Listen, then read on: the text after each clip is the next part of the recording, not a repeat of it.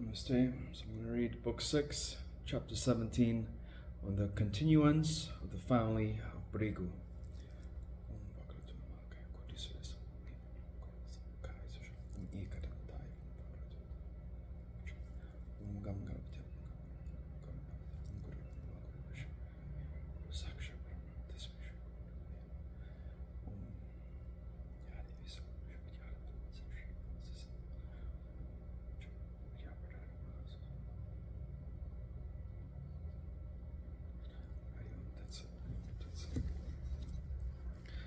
Janamajaya said, Munis, how did the Bhargava wives cross this endless sea of troubles?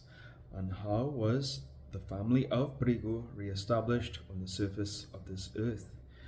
And what did the greedy Haihayas, the vilest of the Kshatriyas, do after they killed the Bhargavas? Describe all these in detail and satisfy my curiosity.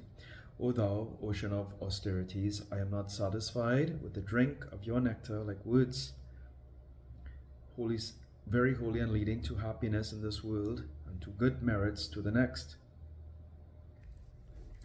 Vyasa said, O king, I will now narrate to you the sin-destroying, virtuous story how the Bhargava wives crossed their great hardships and the ocean of troubles, very difficult to cross.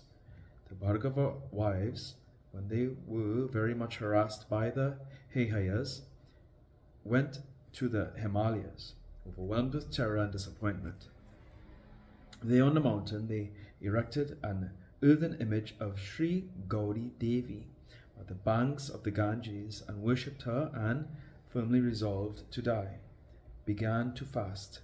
The Devi Jagadambika appeared to those religious women in their dreams and said, a son will be born of my essence to one of you from one of her thighs. That son will redress all your wants. Thus speaking, the Devi Bhagavati disappeared. Those women, when they woke up, were very glad. One of them, that appeared very clever, becoming very much anxious out of fear of the Kshatriyas, preserved the fetus in one of her thighs for the propagation of the family. Her body became luminous. She then fled, overwhelmed with terror. The Kshatriya said, that Brahmani came quickly upon her and said, see, this pregnant Bhargava wife is flying away hastily. Seize her and take away her life. Thus saying, all of them raised their axes and pursued her. Then that woman, seeing them coming, wept out of fear.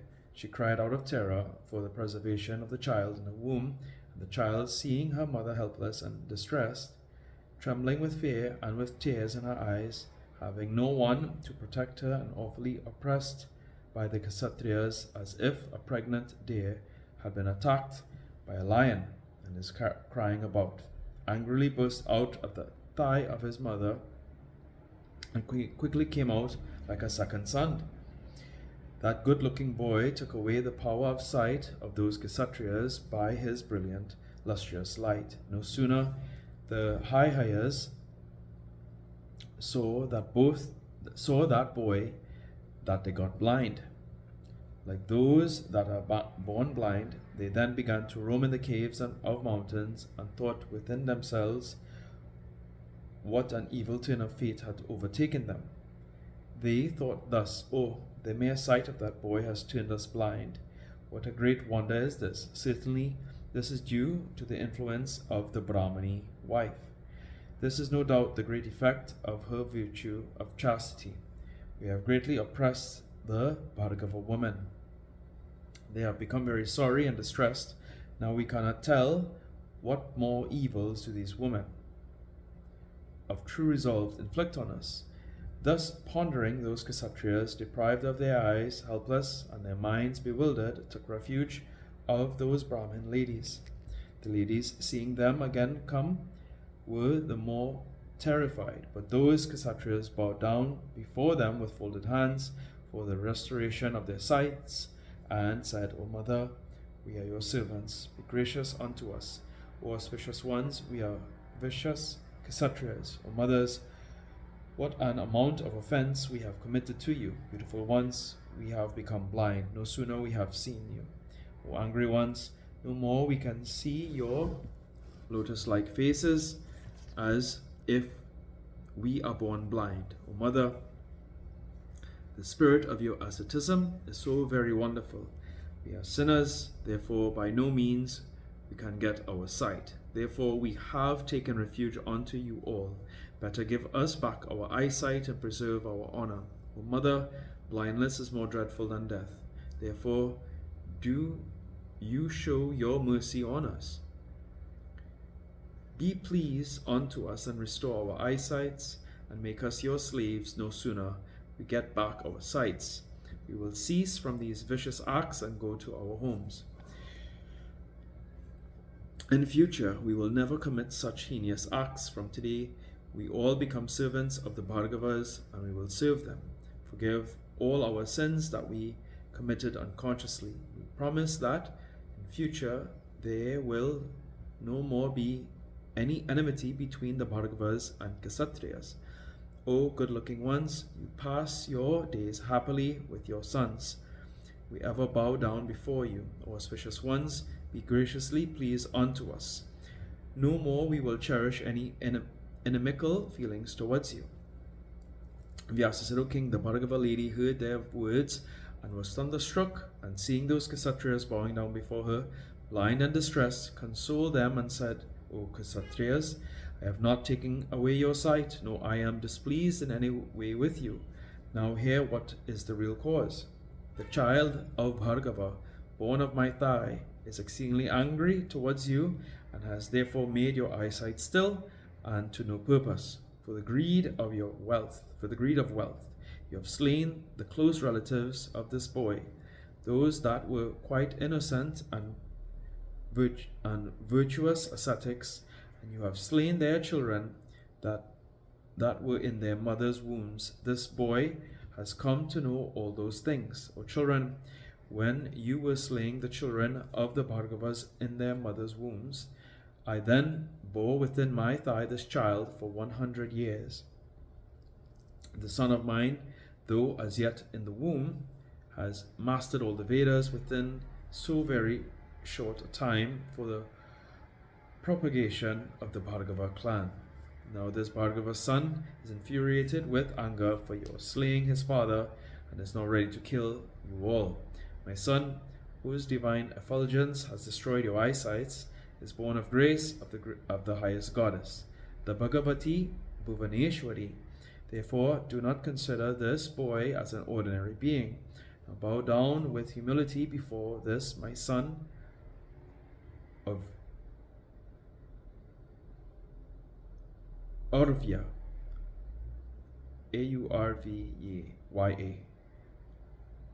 Aurvya, Aurvya, born from the thighs. This son may be pleased by your bowing down, and may restore you your eyesights. Vyasa said, O king, hearing thus the words of the Brahmin lady, the Hayhayas began to praise the boy with hymns. With great humility, they bowed down to the best of the Munis, born of the thighs. The Rishi Aurvya then became pleased and spoke thus to the Hayhayas who were deprived of their eyesights. Better go back to your own homes, O kings, and read these following words derived from this story. Whatever is inevitable and created by the hands of gods must come to pass. Knowing this, no one ought to be sorrowful on any such matters. Let you all regain your eyesights as before, and forego your anger and go to your own homes, respectively, at your own will. Let the rishis too get peace and happiness as before. When the Maharishi Aurvya ordered thus, the Hayhayas got back their eyesights and went to their leisure to their own homes. On the other hand, the Brahmin lady went to her own hermitage with her divine spiritual child and began to nourish him. O king, thus I have described to you the story of the killing of the Bhargavas, and how the Kshatriyas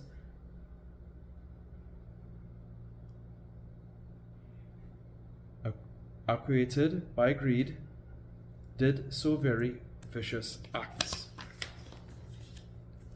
Janamejaya said, O ascetic, hearing this exceedingly heart-rendering act of the Kshatriyas, I come to know that greed is the sole cause of it, and both the parties had suffered so much simply out of the insatiable greed. O King of Munis, I want to ask you one more question in regard to this point. How the sons of the kings came to be known high-highest in this world amongst the Kshatriyas. Some are called Yadavas, for they were descended from the family of Yadu. Some were born as Bharata, for they were descended from Bharata. But was some king named Haihaya born before in their family, or were they known as such on account of other actions? I desire to hear it. Kindly describe this to me and oblige. Vyasa said, O king, I am describing in detail to you of the origin of the Haihayas. Here the sins are destroyed and the merits accrue on hearing this story. O king, once on a time, Rivanta, the son of the sun, very beautiful and of boundless lustre, was going to Vishnu in Vaikunta, mounted on the beautiful Uchesrava, the jewel of the horses. When he was going on horseback with a desire to see the god Vishnu, the goddess Lakshmi saw the child of the sun. The goddess Lakshmi, born out of the churning of the ocean, on looking at the beautiful appearance of her brother horse, also born out of the churning of the ocean, became very much astonished and steady gazed on him.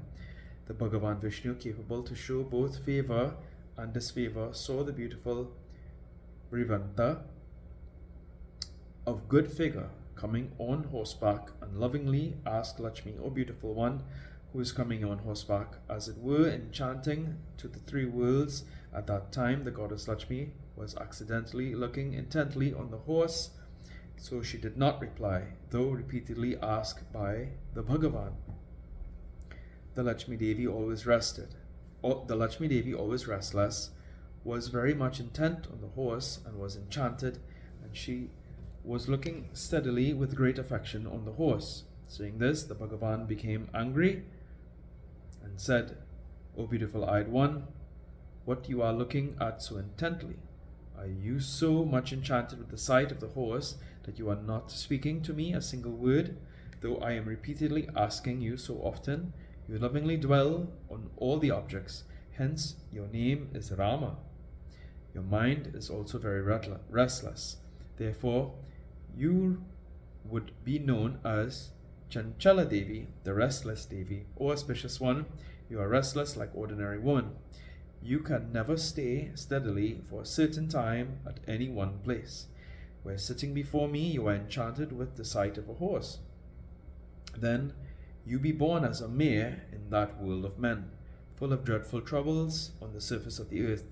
The goddess Lakshmi became very much affrighted at the sudden curse given by Hari, a matter as it were ordained by the Devas, and began to cry aloud, shuddering with pain and sorrows. Lakshmi Devi, then of sweet smiles, frightened, bowed down with great humility to her own Lord Narayana, and said thus, O Deva of the Devas, O Govinda, you are the Lord of this world and the ocean of mercy. O Keshava, why have you inflicted on me so dreadful a curse for such a minor fault of mine? O Lord, I never saw you before so very angry.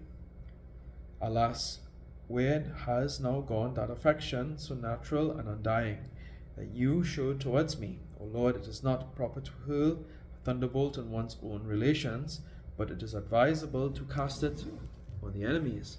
I am always fit from receiving boons from you. Why have you made me now an object fit for curse? O Govinda, I will quit this life in your presence. I will never be able to live separated from you. O Lord, be graciously pleased and say, when shall I be free from this dreadful curse and regain your happy companion? The Bhagavan said, O Devi, when you will get a son in the world like me, you will no doubt come again to be my companion. Here ends the 7th chapter on the continuance of the family of Brigu in the 6th book in the Mahapuranam, Srimad Devi Bhagavatam, of 18,000 verses by Maharishi Ved Vyasa.